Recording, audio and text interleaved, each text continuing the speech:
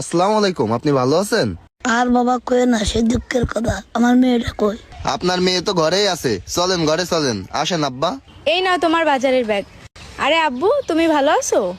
আর ভালো রে মা, কত কষ্ট করে তোকে মানুষ করেছি। তোর ভাই আর ভাবি দিতে আবার বের করে দিয়েছে।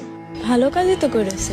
তা কি হয়েছে আব্বা, তোমারে বের করে দিল কেন ভাবি হঠাৎ? ওরা বলতেছে আমি বলে ওদের কাছে বুঝা, আমি কাজ কাম করতে পারি না, চলতে ফিরতে পারি না, তাই ওদের কাছে আমি বুঝাই গেছি। এই জন্য ওরা আমার মারধর করে বাড়িতে বের করে দিয়েছে। আব্বা, আপনি কোনো চিন্তা করেন না, আমার বাড়ি তো আছে, আপনি নিজের বাড়ি মনে করে থাকেন। এই আমার বাড়ি থাকবে মানে? আমার বাড়ি জায়গা আছে থাকার। আর ভাবি তো ওনার সাথে ঠিকই করেছে। কি ব্যাপার, তুমি এইভাবে কথা বলতেছো কেন? ইনি না তোমার আব্বু? আব্বু ছিল, যেদিন আমার সামনে আমার ভাগের জমিটুকু আমার ভাইয়ের নামে লিখে দিয়েছে, ওই দিনের পর থেকে আমি ওনারে বাপ বলে পরিচয় দিই। দাও জমি আর যেটুকু আছে না মাঠে, ওইটুকু লিখে দাও। আর যায় রাস্তায় যায় পথে বসে ভিক্ষা করে খাও। তুই আমার সাথে এই দুদিনই খারাপ ব্যবহার করলি।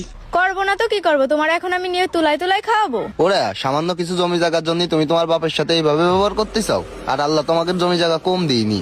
এই তুমি চুপ করো, তোমার এত দরদ লাগলে তুমি ওনারে বসায় বসায় খাও, আমি চলে যাচ্ছি। হায় রে আল্লাহ। ও আব্বা, ও তো ছোট মানুষ, ওর কথা আপনি কিছু মনে করেন না। আপনি আমার বাড়ি থাকেন, আমি আপনার খাওয়াই পড়াই রাখপানে। যখন আমার নিজের ছেলে নেই বুঝলো না, আর তুমি তো পরের ছেলে। ঠিক আছে বাবা, থাকো, আর আমার মেয়েরা দেখে শুনে রেখে নে। হাই রে, জমি জায়গার জন্য মানুষ কতটা